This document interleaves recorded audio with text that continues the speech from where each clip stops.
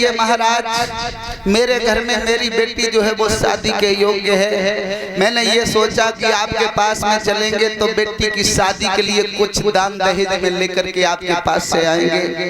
हरिश्चंद्र ने दोनों हाथ जोड़े जवाब दिया, भैया महाराज जी अभी तो मेरे पास यहाँ कुछ नहीं है, आप घर पे चलो, आप जो मांगोगे हम आपको वही देंगे।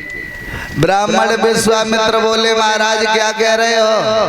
अरे जहाँ घर का राजा होता है वहीं तो सब कुछ होता है। बोले मैं सच कह रहे हैं, मेरे पास यहाँ कुछ नहीं है। बोले कुछ तो होगा।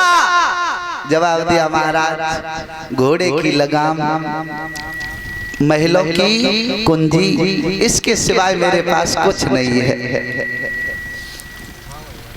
ब्राह्मण विश्वामित्र बोले, हरिश्चंद्र का संकल्प कर दो। नहीं समझ पाए हरिश्चंद्र की मेरे साथ में क्या होने के लिए जा रहा है। बहनाओं, महलों की कुंजी दे दी है, चाबी दे दी है, घोड़े की लगाम दे दी। जवाब दिया, महाराज अब घर पे चलो। ब्राह्मण विश्वामित्र ने जवाब दिया, सुनो हरिश्चंद्र, ये तो तुम्हारा दान हो गया है, अब संकल्प पढ़ाई की दक्षिणा। बोले महाराज कितनी? बोले 60 भार सोना। तो महाराज 60 भार सोना, वैसे विद्वानों ने कल्पना की है एक भार होता है 96 शेर का, और कितना मांगो? 60 भार सोना। जवाब दिया, महाराज कोई बात नहीं, घर पे चलो हम आपको जरूर देंगे। चल चल रहे महाराज, और जैसे ही चले हैं महलों में आए हैं तो इशारा किया है, ऐसा करो भैया मंत्री, इन महाराज जी को इतनी दौलत दे दो जो इनकी बेटी के पीले हाथ हो जाए। ब्राह्मण विश्वामित्र ने जवाब दिया, ए हरिश्चंद्र क्या कह रहे हो?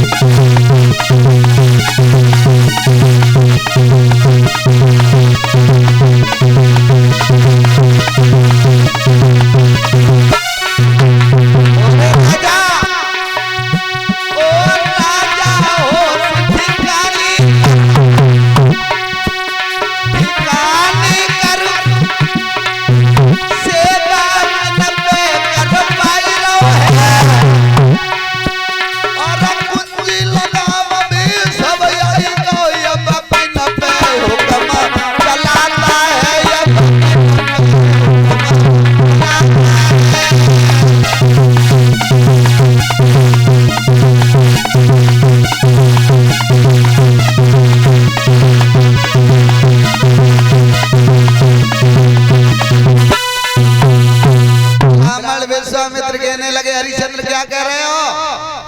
अरे ये नौकर तुम्हारा नौकर नहीं रहा, ये जनता तुम्हारी जनता नहीं रही। बोले महाराज मैं समझे नहीं, कहना क्या चाहते हो?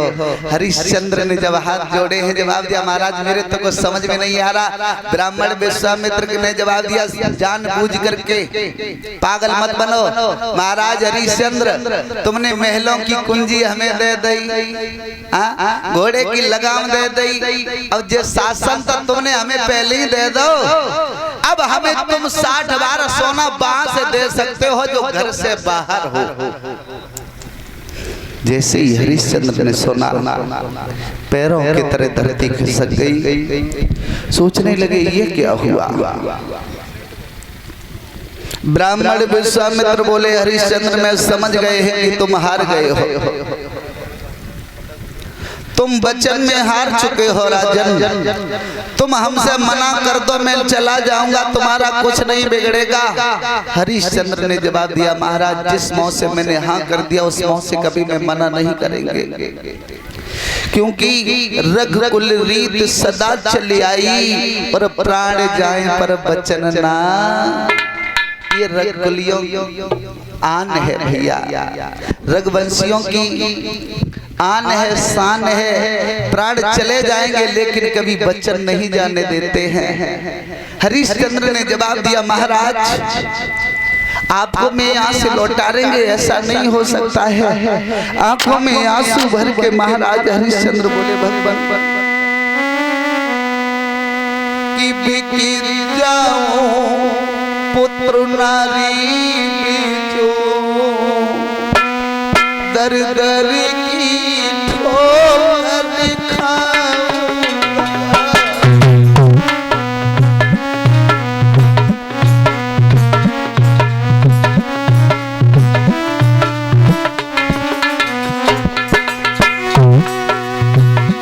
बिक जाऊं पुत्र नारी बेचो दर दर की ठोकर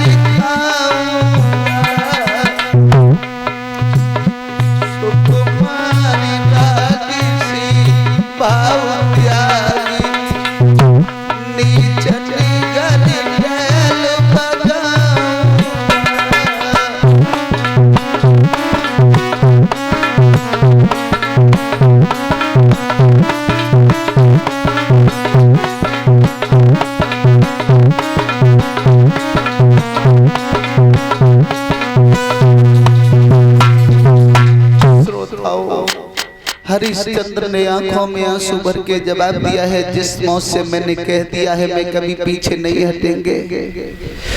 लीजिए महाराज आज से ये शासन आपका है, हम आपकी प्रजा के बराबर हैं।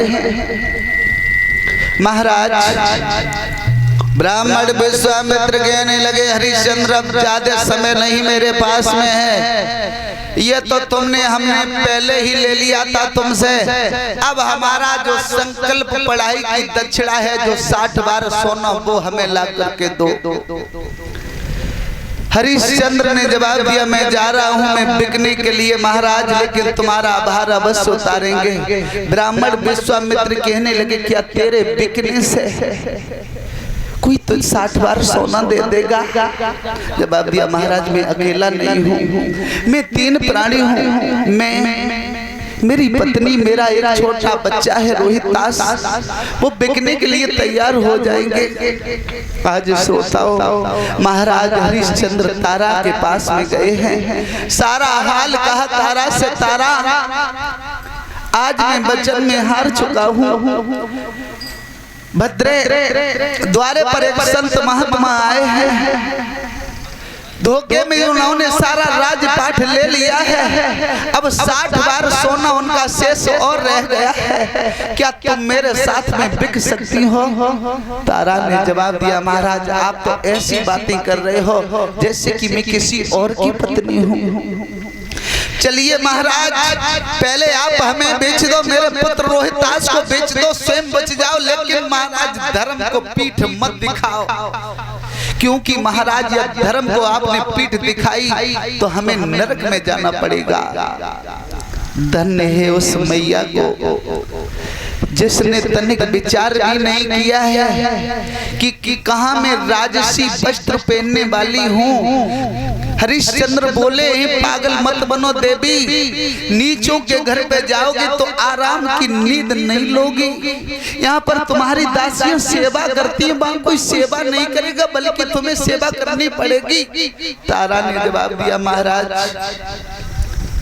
दुख सुख इंसान की जिंदगी में ऐसे आते हैं जैसे नदी में कभी खाली पड़ी है तो कभी नदी में इतना नीर है जो था नहीं लोग पाते हैं।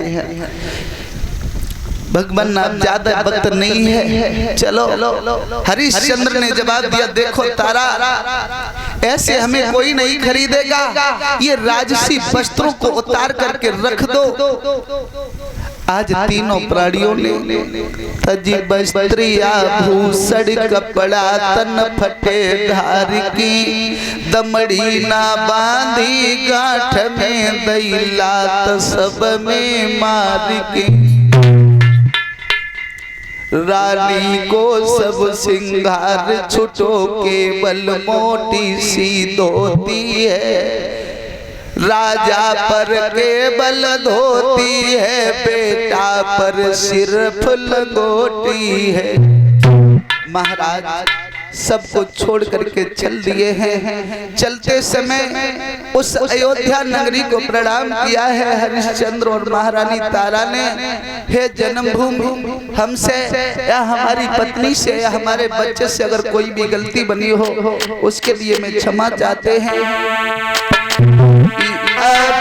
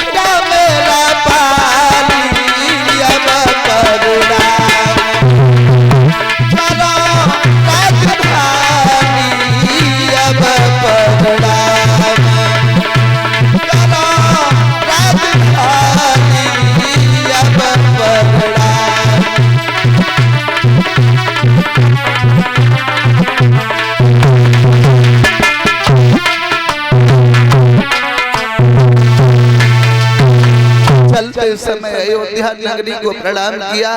हे जन्मभूमि, हमसे या हमारे किसी भी पुत्र या पत्नी से गलती बनी हो तो उसके लिए मैं क्षमा चाहते हैं। अब हरिश्चंद्र चल दिए हैं उस काशी को छोड़, अयोध्या नगरी को छोड़ करके। श्रोताओं, एक बात बताएंगे, बड़ा कष्ट होता है जब इंसान अपनी जन्मभूमि को छोड़ के जाता है महाराज, बहुत बड़ा कष्ट होता है। हरिश्चंद्र की आंखों में आंसू आ गए। अरे छोड़ी चले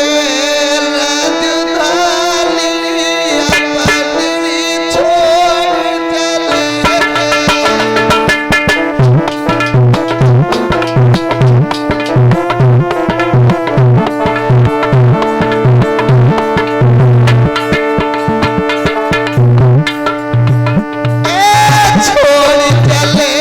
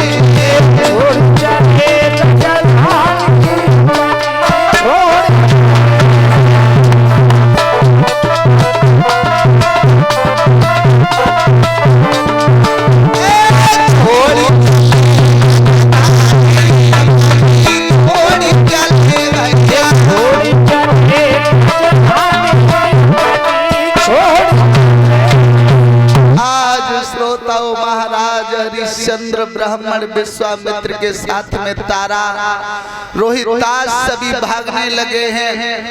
हरिश्चंद्र ने जवाब दिया महाराज मुझे जल्दी ले चलो रात्रि के ही समय में, क्योंकि सुबह हो गया तो हमारी अयोध्या की जनता हमें जाने नहीं देगी। आज बहनाओ महाराज हरिश्चंद्र चलने लगे हैं, भागने लगे हैं, बढ़ते गए तारा आगे बढ़ी है। जवाब दिया महाराज ऐसा करो थोड़ा जल पी लो जो पुत्र को आराम मिल जाए, आराम कर लो। हरिश्चंद्र ने जवाब दिया तारा ये बैठने का वक्त नहीं है, बढ़िया पुत्र रोहितास को भी भगा करके ले आओ। अगर जब तक हमारा शासन रहेगा बैठना तो बहुत दूर रहा, हम लोग छाया में खड़े भी नहीं हो सकते हैं। तारा ने जवाब दिया महाराज कब तक चलोगे? महाराज एक दिन हो गया, एक रात्रि हो गई, पुनः दिन हो गया, भागते भागते, लेकिन तीनों प्राणियों में से किसी ने जल नहीं पिया। जब जल नहीं पिया तो पुत्र रोहितास बेहोश होकर के जमीन पे गिर गया, और जब रोहितास जमीन पे गिरा तो महारानी तारा ने जवाब दिया महाराज इतने बड़े निर्दयी मत बनो।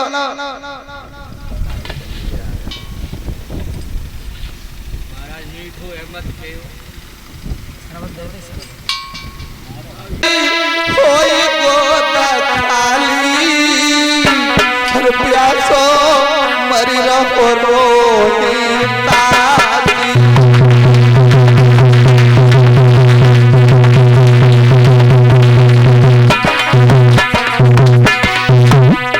इतने निर्मोही मत बनो महाराज, यार बेटी कोई गोद खाली प्यासो मरी रहो रोहितास।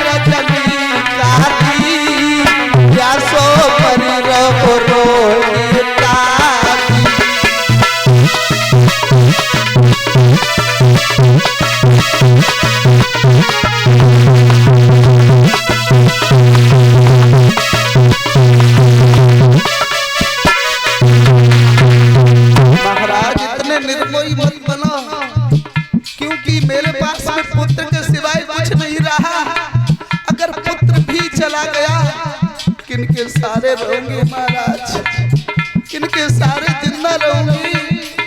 पति कहूँ छाया में सीताइल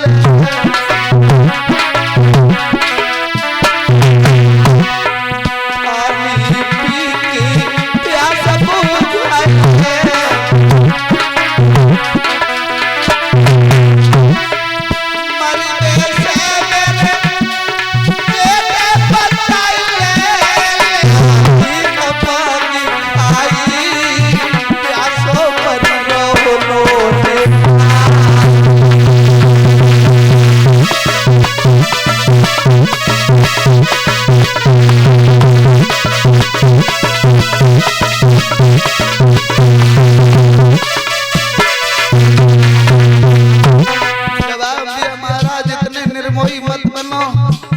हरिश्चंद्र ने जवाब दिया हमें ऐसा मालूम पड़ रहा है भद्रे मुसीबत की घड़ी देख करके तुम्हारी भी आत्मा डोलने लगी है।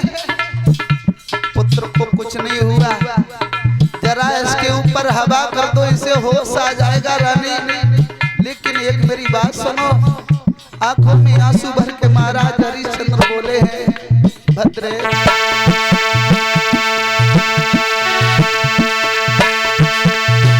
मेरी बड़ी बनाई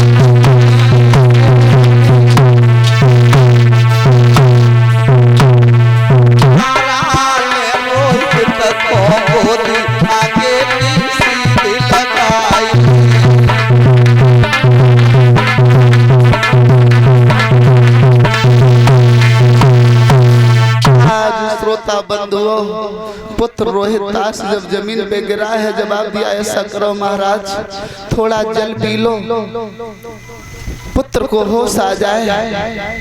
आज राजा रानी दोनों बैठ गए हैं, रोहित दास के ऊपर जरा सी हवा की तो पुत्र रोहित दास ने आंखें खोली हैं। ब्राह्मण विश्वामित्र जल लेकर के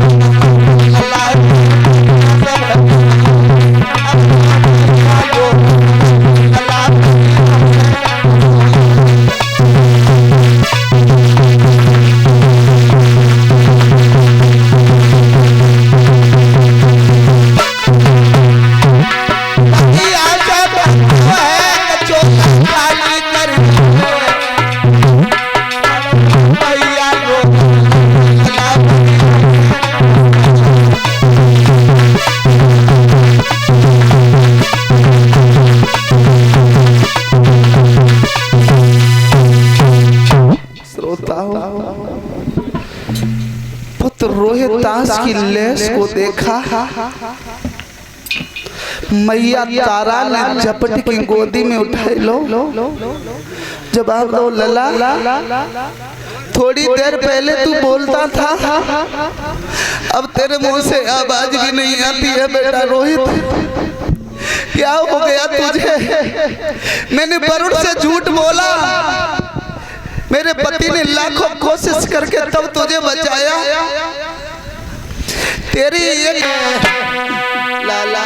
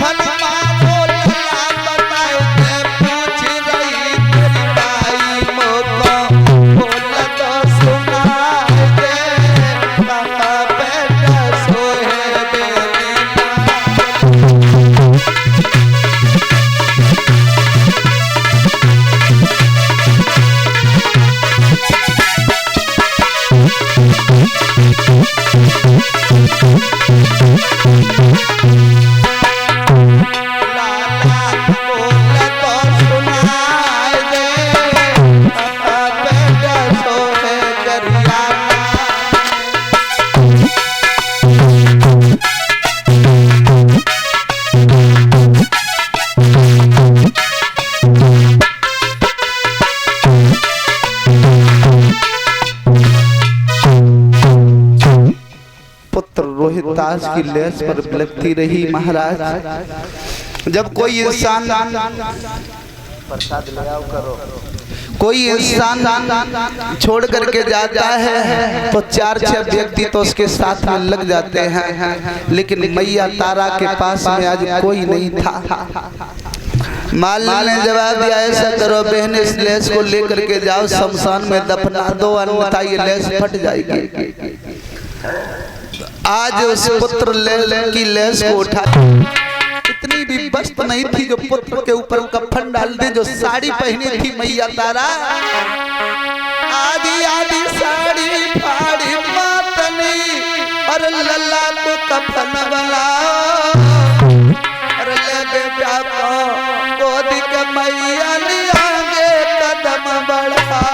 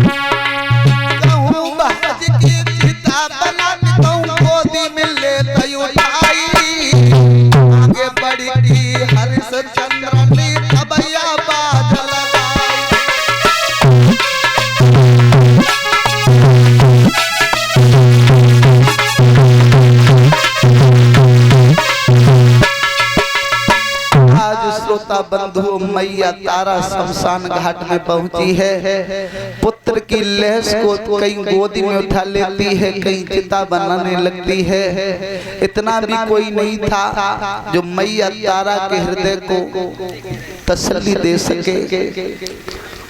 आज पुत्र की लहस में जब अग्नि प्रकट करने के लिए जा रही थी, तब तक हरिश्चंद्र आ गए। हरिश्चंद्र ने जवाब दिया, ठहर जाओ, कौन हो, बिना कफन दिए हुए यहाँ पर मुर्दा नहीं जलेगा। तारा ने जब मुड़ करके देखा है महाराज हरिश्चंद्र आ गए हैं। हरिश्चंद्र ने देखा, तारा तुम इस शमशान में क्या करने के लिए आई हो? तारा ने जवाब दिया, महाराज क्या बताऊं, अकेला गोदी का खिलौना था, वो भी सर्प ने डस लिया। पुत्र रोहितास को किसी बैरी निर्दयी सर्प ने डस लिया। जैसे ही हरिश्चंद्र ने बेटा रोहितास का मुंह देखा तो मुंह पर मुंह धर करके रोते रहे। जवाब दिया, बेटा रोहित ये क्या हुआ? अब तारा की तरफ इशारा करते हुए हरिश्चंद्र बोले, तारा हमारे मालिक का आदेश है, बिना करका टका दिए हुए यहाँ पर मुर्दा नहीं जलता है। तारा ने जवाब दिया, महाराज भला मेरे पास में क्या रखा है? आगे बढ़ करके जैसे ही पुत्र की लहस में अग्नि लगाई,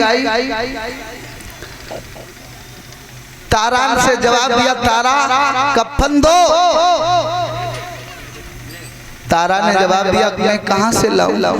महाराज जरा सोचो, आपका ही पुत्र है, मैं आपकी पत्नी हूँ। हरिश्चंद्र कहने लगा, हरिश्चंद्र ने जवाब दिया, बेमतलब की बातें तारा मत करो, तुम भी हमारी थी, पुत्र भी हमारा था, लेकिन कब? जब अयोध्या में थे तब। तारा तुम भी तो हमारी हो, वो बात याद करो। मैंने तुमसे ये कहा था कि मेरा घड़ा उठवा दो, तुमने क्या जवाब दिया था कि तुम मेहतर के घर पे जल भरते हो, इसलिए मैं आपका घड़ा नहीं उठवा पाएंगे। तारा पुत्र पत्नी का रिश्ता तो उसी दिन खत्म हो गया था जिस दिन हम तुम बिक गए। बेमतलब की बातें मत करो, न हमारा पुत्र है न तुम हमारी हो, हमारा केवल मालिक है, उसी मालिक का मैं हुक्म बजा रहे हैं, तुम हमें कर का टका दो। आगे बढ़ करके महाराज हरिश्चंद्र ने देखा है कि भला तारा के पास में कुछ नहीं रखा। जो आधी साड़ी थी मैया तारा के ऊपर, वो आधी साड़ी जैसे ही खींची वैसे ही बेमान आ गया, और जैसे ही बेमान आया हरिश्चंद्र ने देखा, महाराज तुम तो वही हो जो हमारी काशी से बेच करके और हमारे राज्य को छीना। जवाब दिया हाँ मैं वही हूँ।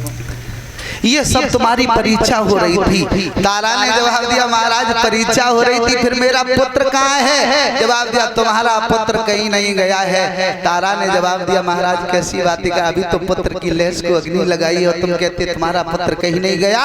जवाब दिया अपने पुत्र को आवाज लगाओ, आगे बढ़ करके बहनाओ। जैसे ही पुत्र रोहितास को आवाज लगाई तो पुत्र रोहितास ने जवाब दिया माँ मुझे कच्ची नींद क्यों जगा दिया? आज श्रोताओं जवाब दिया हरिश्चंद्र तुम हमसे वरदान मांग लो। तब आएगी दीनानाथ नाथ ने जिंदा कुमार की और नाथ ने जिंदा कुमार की और आप बने रोहितास नाथ के चरण आएगा।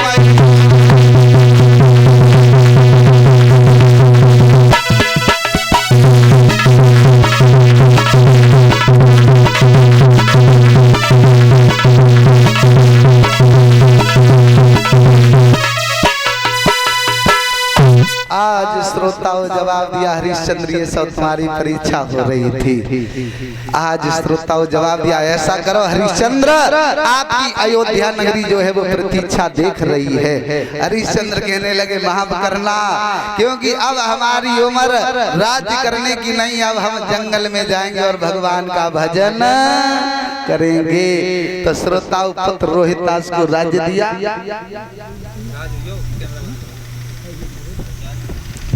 पुत्र रोहितास को राज्य दिया और महाराज हरिश्चंद्र जंगल में चले गए। अब आगे भगवान राम का भी जन्म होना है, भगवान की शादी भी होगी, ज्यादा नहीं बस केवल 1 घंटे की बात हो रही गई महाराज। अब परीक्षित महाराज जी कथा किनकी अभी चल रही थी? हरिश्चंद्र की। अब जरा